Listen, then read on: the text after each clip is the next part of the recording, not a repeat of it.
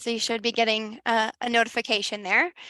In addition, I wanted to mention that if you need or want captions, please know that that is an option as well. You just want to find that closed captioning button at the bottom of your Zoom window. And depending on the device that you're using, you might have to hover over the bottom of your screen. But once you find the caption buttons, you can always click on it and it toggles the captions on or off. With that, let's just do a little quick introduction. My name is Nikki Johnson. I'm a extension educator with the University of Minnesota, as well as North Dakota State University. So sometimes you might see email communications coming from an NDSU address, but I really focus on community health and nutrition. I am also a registered dietitian, and I'm joined today by my colleague, Mary Schroeder. So Mary, I'll let you say hey.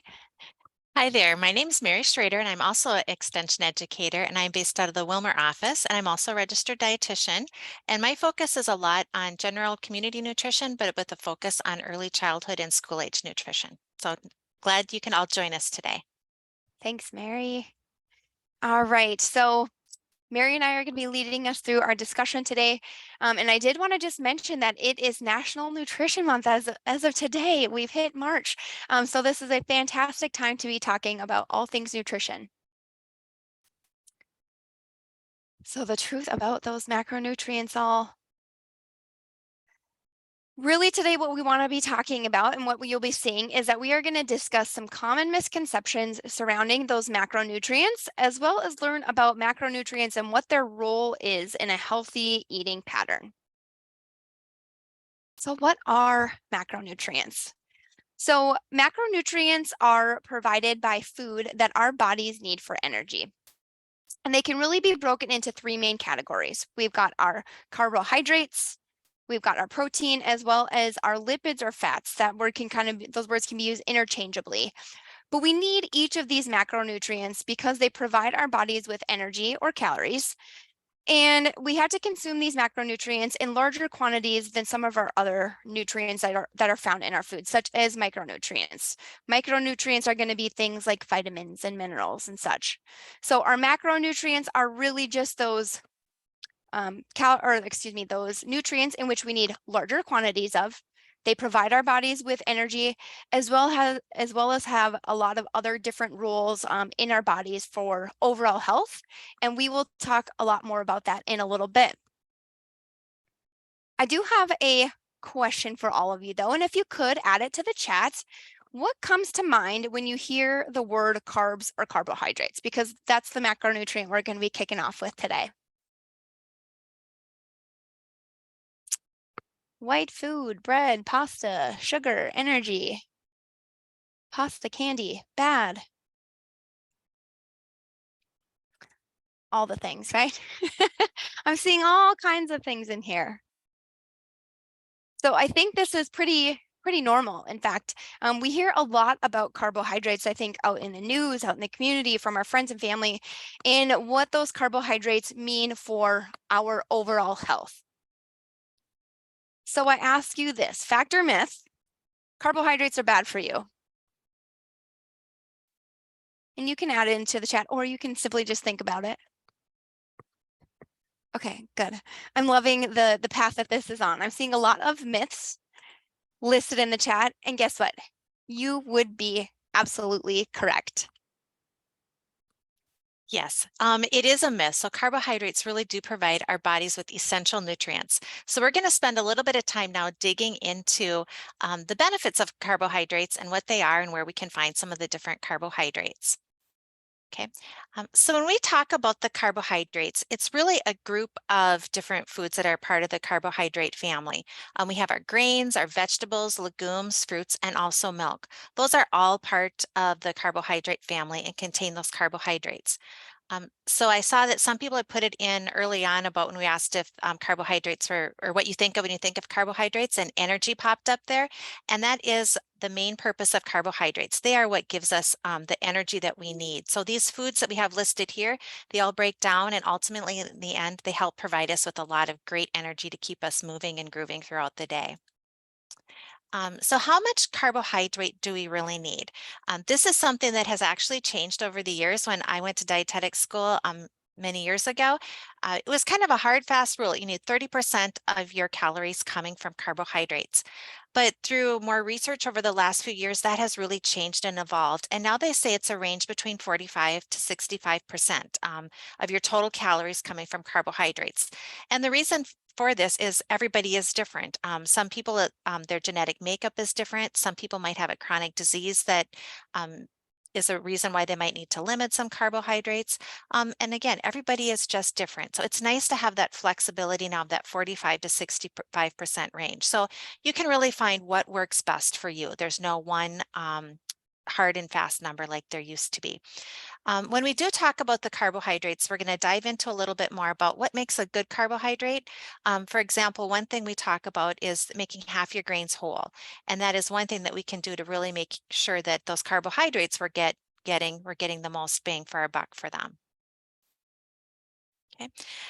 So we're going to talk a little bit more about this quality matters. And as we go through all these different macronutrients, it's important to remember that we are talking about balance, not balance just, even in the one meal, but really throughout the day, throughout the week, throughout your life. We really want to make sure you have that balance and that quality matters, but that it's okay to have some foods once in a while. You just want to make sure you're balancing it out with some of those real nutrient dense foods to go along with it. So when we talk about carbohydrates and quality matters, on the left-hand side, I have a picture of some cookies. We could also add some chips and candy to there. Those would be some examples of carbohydrate foods that are going to give us energy, but they're lower quality carbohydrates. They're not going to give us a lot of the different vitamins and minerals. We're just basically kind of getting some quick carbohydrates that, we're going to get that energy from it, but that's about it. If you look at the carbohydrates on the right-hand side, you see lots of colorful fruits and vegetables and beans in there, that things that in addition to those carbohydrates for the energy, they're also going to supply us with vitamins, minerals, phytonutrients, and also fiber. These are all things that are very good for us. We talk about the dietary guidelines, and these are what the guidelines are in the United States to really kind of help give us a guideline of what we should be eating and doing. And one thing they really talk about is making every bite count. And that's what I like to think about with carbohydrates. What can you do to really make every bite count? You can have the cookie once in a while, but if you really want to make your bite count, you're going to be looking for more of your different fruits and vegetables and different combinations of those foods to really get the most nutrients out of that every bite that you take. So let's talk a little bit about the whole grains, because this is a place where we really can do quite a bit to get more value out of that bite that we take from our grain foods. And within the grains, we have the whole grains and the refined grains. And Nikki's going to talk a little bit more about whole grains or refined grains in a moment, but I'm talking a little bit more about the whole grains. And whole grains are important for our body because it contains a lot of different vitamins and minerals and also fiber. And in the United States, we recommend that half of our foods come from whole grains, but very few Americans actually get enough whole grains in their diet. So one thing we can do is just find out, first of all, what is a whole grain? So here we have a kernel of a grain, and you can see there are three different parts. We have the bran on the outside, the endosperm on the inside, which makes up the bulk of the kernel, and then finally the germ on the very, very inner part. So each part contains a different nutritional value. So the bran is an excellent source of fiber and B vitamins and minerals. The endosperm is a starchy piece in the middle, and you get some protein from that, and also vitamins, especially some B vitamins. And then finally, we have the germ in the middle, and that contains some additional B vitamins, vitamin E, and also some healthy fats. A lot of times we see that the bran and the germ are removed, so then we lose that fiber and then those B vitamins and also the vitamin E and some of those healthy fats. So that's why we really want to get the majority of the whole grain in there. Okay, so now if you could take a moment in the chat, what are some of those whole grain foods that you might enjoy eating? For example, we have brown rice, we have wild rice, popcorn, whole wheat.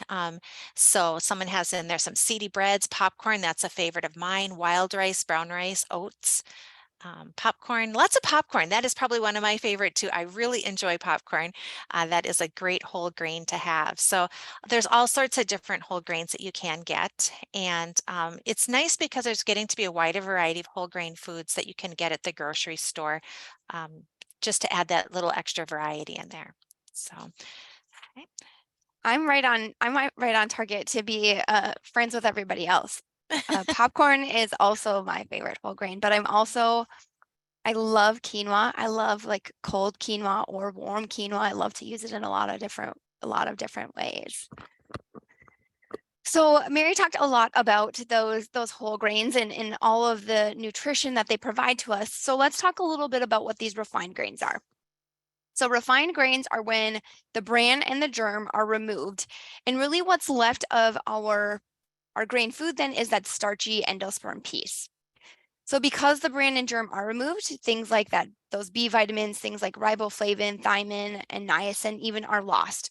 Now, oftentimes these vitamins are added back in, and that's a process called enrichment. So an enriched grain is when they've added back in those B vitamins. So oftentimes if you're looking at a package, maybe even say of something like crackers, it might say on that ingredient list, enriched with B vitamins. And that just means those B vitamins had been removed in some processing and were then eventually added back in. So again, if we are thinking about our grains, the current recommendations really are to make half your grains whole so that we can get that additional fiber, we can get those B vitamins, but we know that making 100% of your grains whole is not always an option, not always a possibility. But if we can make that or create that balance of that 50-50, we're going to be making positive steps towards better overall health. So speaking of, we're going to talk next about why carbohydrates are important for our overall health. And we're going to start that conversation off with something that might seem a little bit high level. However, I think it's really important for us to all know about. So the main goal of digestion of those carbohydrates is really to break them down into small pieces or molecules. And most of the time when that breakdown is happening, so we've eaten our carbohydrates, our body does its job, it's going to break down those carbs into something called glucose.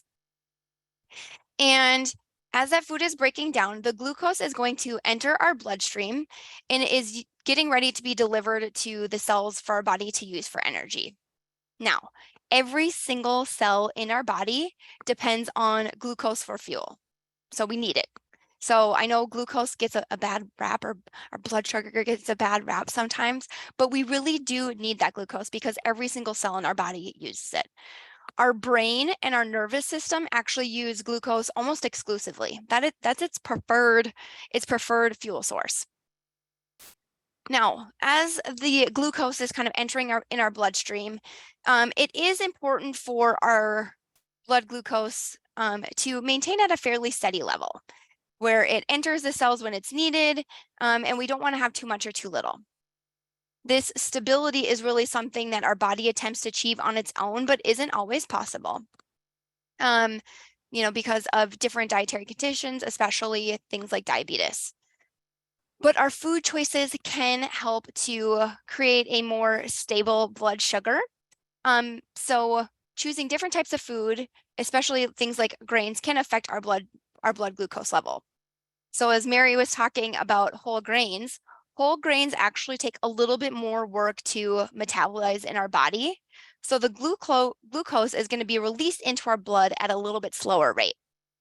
So when we're eating those whole grains, our blood glucose does increase, but it isn't this really big, sharp spike or dip. Rather, I like to think of when we're eating whole grains, our blood glucose kind of has like this rolling hill effect. Our blood sugar goes up a little bit, but it's not going to be this crazy, huge spike. However, when we do eat those more refined grains, especially if they have some of those added sugars, they are able to break down in our body a lot easier, which means that the glucose being released into our blood is going to happen a lot faster. And so you're going to end up with these peaks. And then as our body uses its insulin, it's going to be this big dip. So we're not going to see that nice, easy rolling hill again. Rather, we're going to see some big peaks and valleys, especially if we have any type of insulin resistance, prediabetes, or diabetes.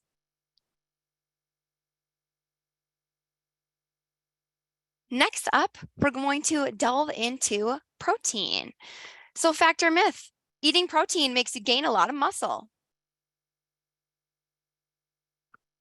What do we think?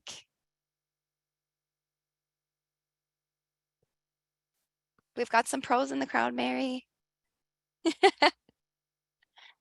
Lots of myths. And yes, you would be correct.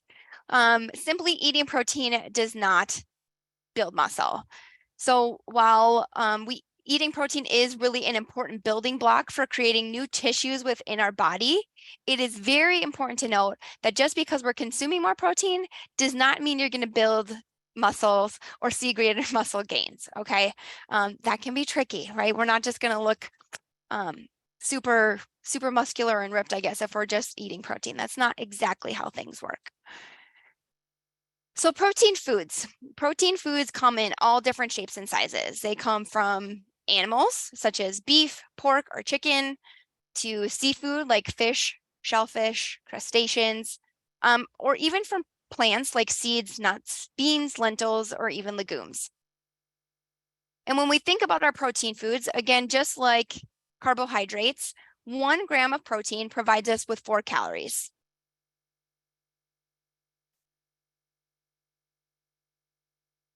And as you saw on the previous slide, there are a lot of foods that provide us with protein, but all of them contain varying amounts of protein. So if you look on the screen here, we've kind of got things broken down a little bit. Our protein foods, some of those more traditional protein foods, if you will, 1 ounce is going to deliver about 7 grams of protein. Milk and milk products, 1 cup contains about 8 grams of protein.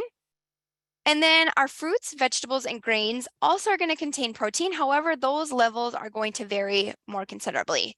Things like edamame or even lentils are going to give us just under about 9 grams of protein per half cup serving, which is pretty incredible. Great quantities. Chickpeas are going to give us just over 7 grams per serving. And then when we look at some of our whole grains, things like quinoa, and wild rice are going to also be really rich in protein. For quinoa, we've got about 4 grams of protein per half a cup. Wild rice, we're looking at about 3¼ grams per per half a cup. When we think about seeds and nuts, things like pistachios and almonds have about 6 grams of protein per ounce. Fruits and veggies themselves do have protein, as I mentioned, but that amount is typically much lower, typically hovering around like 2 grams or less per serving. Okay, so they do have protein, but it's going to be a little bit less. Of course, whenever you are thinking about your protein foods and wondering exactly how much protein might be in a specific food that you're looking at, the best way that you are going to be able to find out that information is to check out the food labels. Look at those nutrition fact labels to see exactly how much protein is provided in each serving of those foods. I always like to point out too, moderation is really important. While this is a nutrient in which we need, we definitely don't want to overload our systems on a particular meal or throughout the day. So then you might be asking yourself, how much protein do we need in a day? Just like with Mary's description of carbohydrates, we're looking at a range of our daily intake. This range is known as the acceptable macronutrient distribution range, okay? And it says that we want about 10 to 35% of our daily energy intake to come from protein. So for us adults, this might look like 0.8 grams of protein per kilograms of healthy body weight for us. You might be wondering, kilograms. I have no idea how much I weigh in kilograms, right? You can take your weight in pounds and divide it by 2.2 to get your kilograms of weight. Okay, so it takes a little bit of math, but you want about 0.8 grams of protein per kilogram of healthy body weight. That is as long as you are not an athlete. Athletes are going to need a little bit higher protein level for a few different reasons. So evidence really does suggest that both endurance as well as strength athletes do require more protein than non-active individuals. And part of that is because of the energy that we use by our muscles during exercise comes from amino acids, which is something in our proteins. And after endurance exercises, amino acid requirements are a little bit higher. So athletes really do need more protein because they're building and or repairing muscles as well as connective tissues more frequently than what we are. So levels are a little bit higher. And within those proteins that we do need, just like the carbohydrates, quality really does matter with our proteins. So you're going to want to choose high quality lean proteins. And by high quality, we're not necessarily talking about, choosing that really expensive filet mignon, but rather looking at the quality of the makeup of the protein source. So you're going to want to try and get high quality proteins that can contain all the different amino acids that are out there, because that's what your body needs to build and repair those muscles and other tissues. So meat sources are a great source of those high quality proteins. And within those, you want to choose like your leaner meats. So looking for ones that don't have as much of the fat or the marbling in it. Those are going to be a little bit better choice for the protein sources. Plants are also a really good source of protein, but typically they're lower in that protein quality. So they don't contain all those essential amino acids in one food like some of your meats do. However, it's important to remember that you can do some mixing and matching, and you will be able to get all the different amino acids that you do need. This is called complementary proteins, and it used to be we thought that they had to be eaten at the same time. So we recommended if people are going to have beans, that they also have rice with it, because those two are going to work well together and give you all the different amino acids that you need. But again, through further research, we've really learned that your body is really good at mixing and matching things. So it can actually, if you have beans for lunch and then rice for supper, it knows how to mix and match those things so that you do get all of those different essential amino acids. So plants are a good source of protein. You just have to kind of making sure that you're getting that variety of different plant protein sources to make sure you're getting all those different essential amino acids. And the preparation of the protein food is also important. Try and choose the leaner methods when you are preparing protein foods. So you're better off to bake and broil and steam versus frying your protein foods, because you don't want to add a lot of that extra fat. Again, you're trying to get as much quality into those bites as you possibly can. Excuse me. So we always also have the vegetarian diets, and vegetarian diets are healthy, and you can meet all your nutritional needs within a vegetarian diet. Again, just remember they are sometimes a little bit lower in that protein quality, so making sure you're getting a variety of different vegetables and beans and legumes in there.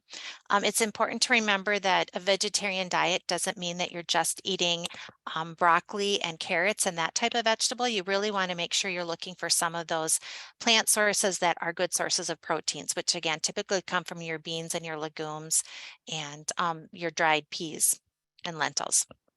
Okay, and we are also starting to see more people using the plant-based beverages such as an almond or a soy milk, and those can also be good resources for people in healthy foods.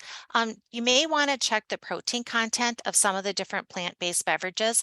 Some are higher than others. And again, you're looking at the whole overall nutrient profile and what you're kind of looking for. But just be aware that some of them are a little bit lower in protein than others. So again, vegetarian diets can be healthy. Just make sure you're paying attention and getting a nice variety of different things within that vegetarian diet. Okay. So my family, one of the recipes we really like to do uses black beans. It's a real simple recipe, and it's a meatless meal. We just take black beans, add some salsa to it, a little bit of frozen corn, add a dash of chili powder, and roll it up in a flour tortilla. Bake it for about 15 minutes, then put some cheddar cheese on the top. And it's just a really nice, simple, quick and easy way to use beans. And it's a great protein source for our evening meal a lot of times. So we'd like you now just to share a couple of your bean ideas or lentils ideas that you have for meals. It's always nice to get different ideas from different people. So just going to share some of the things that we see coming through in the chat. Lentil soup in lentils in soup and chili, sloppy joes, that's always good, lentil shepherd's pie, vegetarian chili, tacos, a chipotle bowl, chili, lots of chili. That's a great one, especially at this time of year with the cool. It's nice to get out those different things. Another good way to use some of those chili beans is in lasagna. You can just replace the ground beef or ground sausage, depending upon how you make your lasagna. Put kidney beans in there and it really gives a nice flavor, and also the texture is good too. So try that if you're looking for a way to get some variety in some of your vegetarian meals. That's good. I see roasted chickpeas. I just taught a class last night, and that was one of the things we did. We roasted chickpeas, and they're good to have, and especially if you add a little bit of like taco seasoning to it, that adds some good flavor to it. You can add it on some rice, and it makes a really good meal. A lentil meatloaf, rice and lentil pilaf. So as you can see, there's all sorts of different things that you can do with beans and lentils to get a nice variety. I encourage you to check out some of the different websites. A really good one, go-to one is myplate.gov. And if you go to My Kitchen, you can just click on their vegetarian meals and it'll give you some really good ways to use some of those beans and legumes. Okay, so when we talk about the role of protein, if you remember back in school, like Nikki mentioned early on, we oftentimes think of muscles in terms of protein. It's like, what does protein do? It helps you build strong muscles. And that definitely is something that protein does. And the reason for that is it is the building block of most of our body structures. Again, we talk about those amino acids, and they all kind of form together in different ways, and then they help to form those building blocks. It's good to remember it's the building blocks for muscles, but it's also the building blocks for our blood and for all our other different cells too. So it's not just for the muscles. It has a lot of different role in our entire body. Protein also helps to replace the dead and damaged skin cells that we have. So kind of a fun fact is that our actual skin cells, they need to be replaced about every 30 days. So we need protein to make sure that that is taking place. And actually within our GI tract, our esophagus and our stomach and our intestines, that actually gets replaced every few days. So again, it's important to make sure that we are getting a nice amount of protein so that we can kind of repair and get rid of the dead and damaged cells that we have in our body. We also have the enzymes, and those play an important role. A good way to think about enzymes is that they're kind of the catalysts or something that helps to spur a change within your body. So some proteins act as enzymes, and they work to break down, and some build up and transform different substances in our body. So again, something that we can't visibly see, but it is happening, and it's important for how our body functions. And then we have hormones within our body, and some, but not all of our hormones are protein based. And again, hormones do a variety of different things. They help our endocrine system and tissues work well, and they regulate the metabolic process. Some other ones that get a little bit more, sometimes harder to understand, it helps with the fluid balance. If your fluid's kind of off, a lot of times that can result in edema, and protein plays a role in that. And even with our pH balance and how things get transported through our body too. And if you think back to, you may have learned in school that different things attach to the protein and help move through the body and through the blood. So it helps really get things from point A to point B within your body. So you can see these are kind of some of the key roles of protein, and Nikki and I chose really just to focus on the key things that protein does.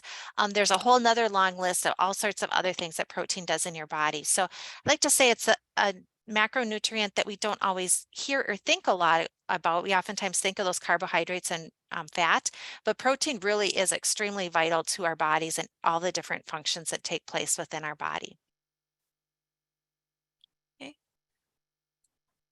Okay, so now we're going to move on to our next fact or myth, and this is with fat, our last macronutrient that we're going to talk about today.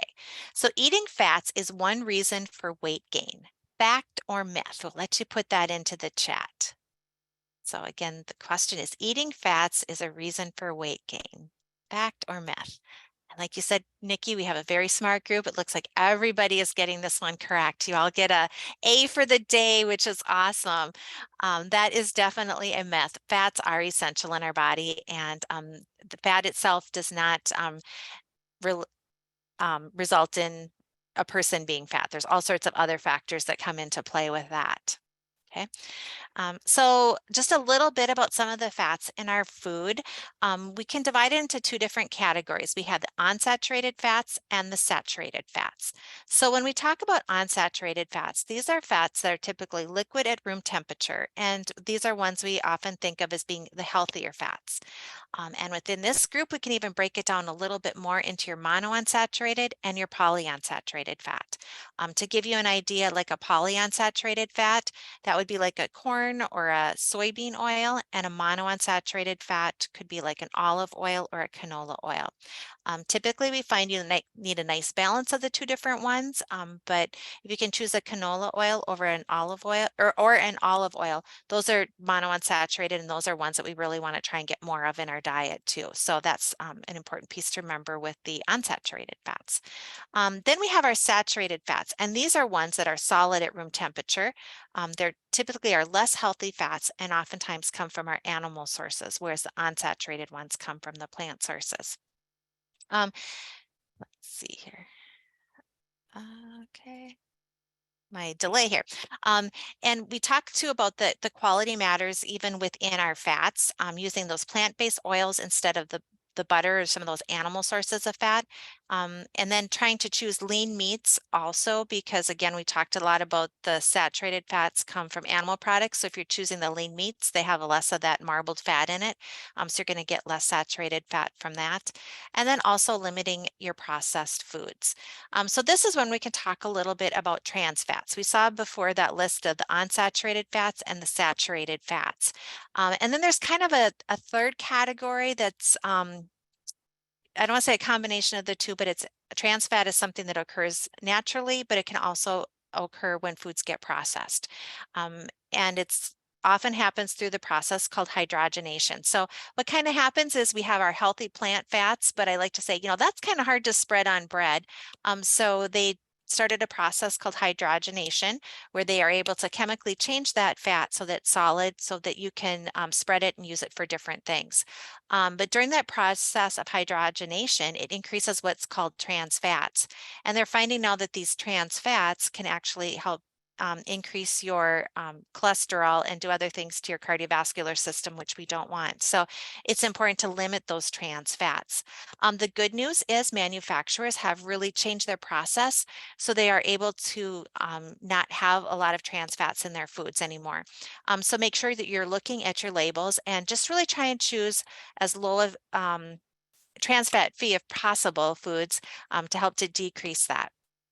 It's important to also remember, though, that there are some trans fats that occur naturally in nature, so it's hard to completely get rid of it.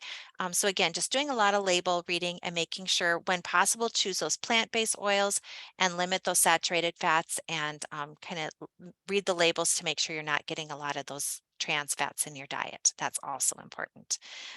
So with that, I'm going to turn it over to Nikki. All right, thanks, Mary.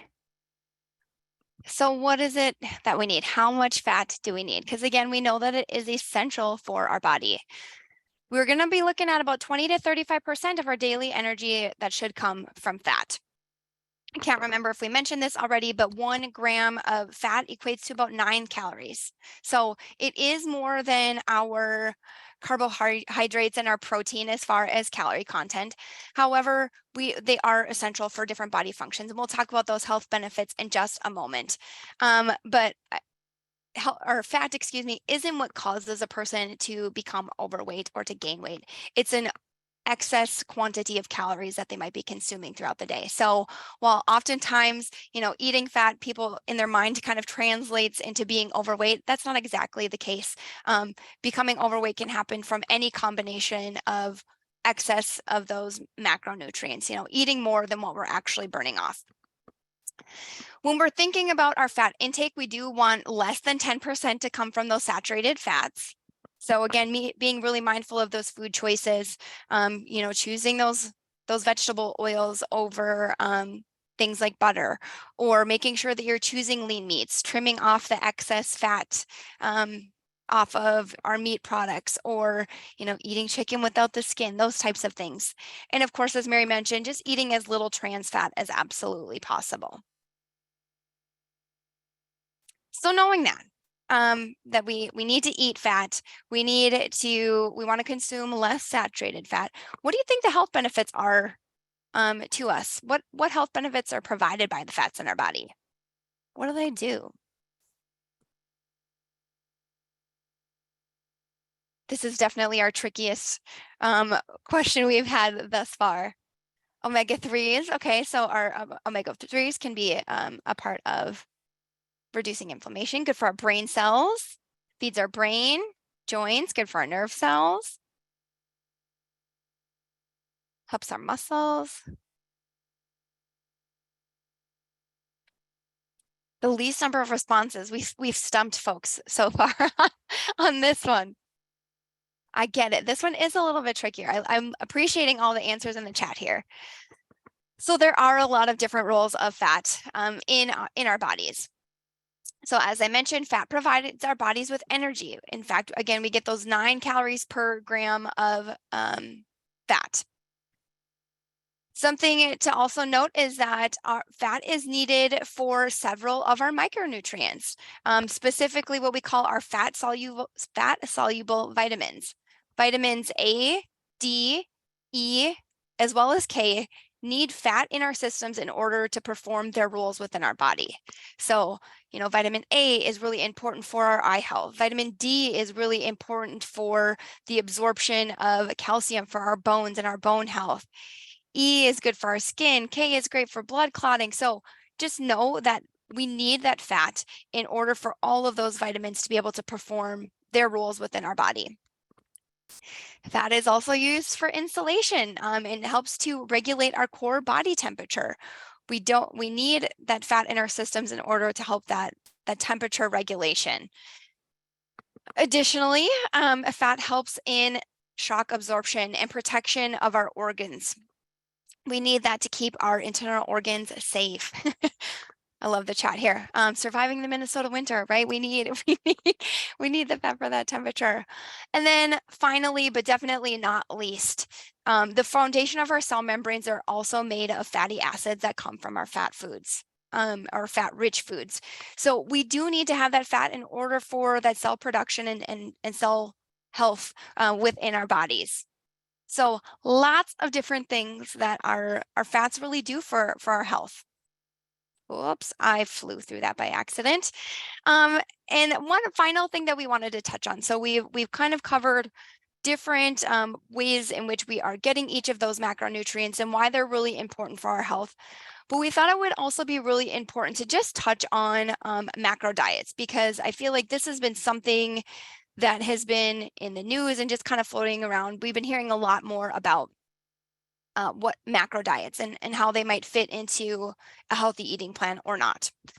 So macro diets are sometimes referred to if it fits your macros, or even flexible dieting. And the idea behind this method is that you would have goal numbers for each of your macronutrients, and you could eat any type of food that you want, just so long as you stay within your macronutrient limit for the day. So this method really requires that you track your intake, as well, your overall daily intake, as well as your macros. And there's just a little bit of an emphasis on protein in the macro diet, simply because of that role it plays in rebuilding those body tissues. So when we think about this for losing weight, there's a couple of different ways in which this could be beneficial. So the macro diet is one that does tracking. And one thing that we know about weight loss, regardless of the diet or program, is that a person is more likely to be successful in weight loss if they monitor their food intake. Okay, so it's not always this magic sauce of eat this or not that. Rather, it's that process of tracking that really does help an individual lose weight and can help to have them successfully keep it off. Again, this diet doesn't necessarily require that you're doing that tracking, but it definitely is beneficial. And something that I like to point out when I think about any time you're looking at a specific diet plan or eating pattern, but I encourage folks to really think about the sustainability. Is this plan or diet something you can envision yourself doing today? Do you think you can be doing it next week? Is it something you think you'd be still doing next month or even next year? because adopting healthy eating habits that really lead to a healthy eating pattern helps to create that foundation for long-term wellness. And that is something that we think is really important. We always think about sustainability. So I do want to do a quick little plug here, but if you're interested in learning more about popular diets as well as eating patterns, we do have several other Truth About Nutrition series sessions coming up. Popular Diets is on March 15th at 1 p.m. Central. And Healthy Eating is March 22nd at 12 p.m. Central. So within summary, we wanted to mention again, macronutrients are all needed as a part of a healthy eating pattern, healthy eating plan. We also, when we talked about each of these different macronutrients, is that there is a range, and that is because it helps individuals meet their unique needs. Again, we know athletes are going to need more protein than maybe somebody who is less active. And so having these ranges is going to be a way in which you can meet that. Looking at these ranges as well, it's good to point out that there isn't like a hard and fast rule. You need to have X number of calories in carbohydrates or this exact percentage of fat in your diet every single day. This range allows you to have variations of different foods and meals and such in variety throughout the week. So it's not you have to stick to this in order to be healthy. Again, we've got that range there. There's that flexibility for you to meet your own needs. With that, man, we are like right on time today, Mary. So with that, I know several of you might be wondering about a certificate of participation. You're looking at some well-being points. You want it for some professional development, continuing education, things like that. If you would like a certificate of participation, all we ask for you to do is to complete the survey that I've just added in the chat here. This really does help us to improve our programming. You can also give us any feedback in here, but there is a selection within this evaluation that allows you to print off your own certificate of participation. So again, that's added in the chat there. Note that you will also receive a follow-up evaluation approximately 30 days after the end of our series. That wraps up, I think, in April. But if you're interested in any other webinars, we have a ton of series and webinars coming up in the next several months here, as you can see listed. If you're looking for all of our family development webinars, you can follow the links here, but I can also add those, or will add those, into our follow-up email at the conclusion of today's call. And if you want to engage with us any other ways, please note that there are a variety of ways in which you can reach out. Facebook, Instagram, Pinterest, Twitter, YouTube, as well as LinkedIn. So we're not lacking on ways to reach out. Ask again on ways we can connect. And with that, that does bring us to the end of our time today. If you have questions, please feel free to stick around, ask questions for a bit. Mary and I will do our best in answering those. And if we can't answer them on the spot, we would be happy to look up some information and provide any follow-up that's necessary. Thanks, Nikki. One thing I just wanted to mention, a few people, especially during the carbohydrate section, did comment that they work with a dietitian and maybe they recommended one thing or another. And that's where it's important to, you're working directly with that person. They know what your medical needs are. They know just kind of when we talk about so much of this individualized. So yeah, definitely follow what your dietitians are recommending for you, because each person is unique. There's no one size fits all when it comes to what you should be choosing. So, good. Thank you for that, Mary.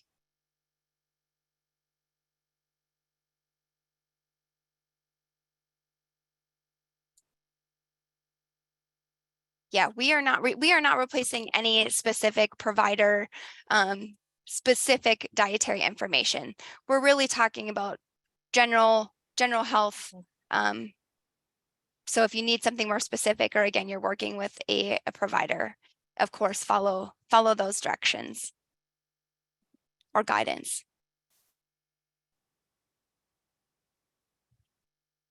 Does anyone have any additional questions they'd like to ask us this afternoon? You can put it in chat or you can unmute. Either way works. Happy to. Hi, I got a quick question. I was having a conversation with my father. He likes to talk to me about nutrition things because he's got diabetes. And I'm in the field of nursing and going to school. So he was telling me he read that a piece of bread has more potassium than a banana. Is that true? Off the top of my head, I don't know that answer. I Paige. will look it up quick. I know potatoes have more potassium than a banana, but I'm not sure about the bread, but I will just quickly look it up here. And I didn't know if like maybe in the article he read, it mentioned like the specific kind of bread, if it was like a grain or like white bread. Like he didn't specify when I tried to ask him more about it. He kind of went on a tangent. So it kind of popped in my head now, and I thought maybe to ask, I guess. Yeah, like I said, I don't know off the top of my head. What I would maybe, if he's really trying to sell you on that page, is to be thinking about other sources of the potassium, if that's why he's really trying to sell you on it, right? Yeah, and Obviously, it was there's totally other random. sources or places in which we can get that potassium. Right. I agree. But yeah, I just kind of thought it was very random for him to mention that to me, but I thought I'd bring it up here. Okay, I did look it up, Oh. and white bread has 35 milligrams and in a slice. Wheat is 69, so a little bit higher again, probably because it has the more of the nutrients with the bran and the germ. And the banana has 422. So that one is, you can tell him that the banana does have more, but again, there's getting to be so many different versions of foods too. So, I mean, like Nikki said, it could be one maybe where they have enriched it with or fortified it with additional potassium. I haven't heard of any breads like that, but that No, that's could super always be a awesome. possibility too. So, Yeah, thanks for checking that out. yeah. Other questions people have?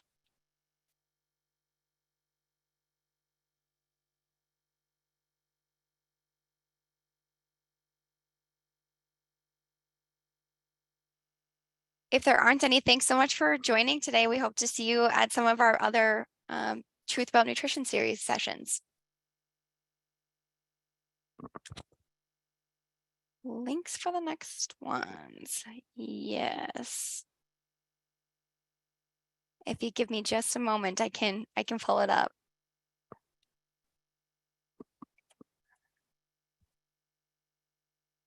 That I did not have handy.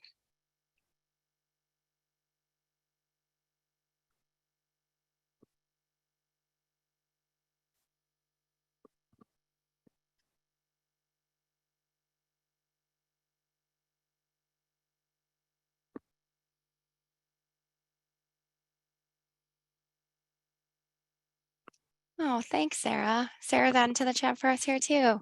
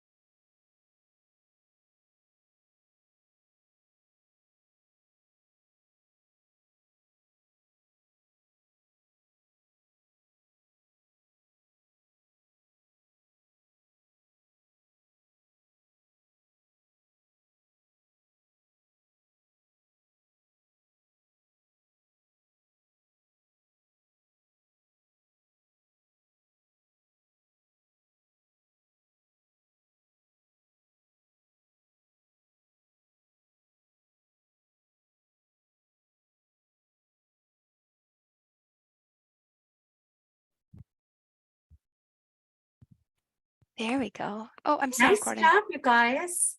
I always forget.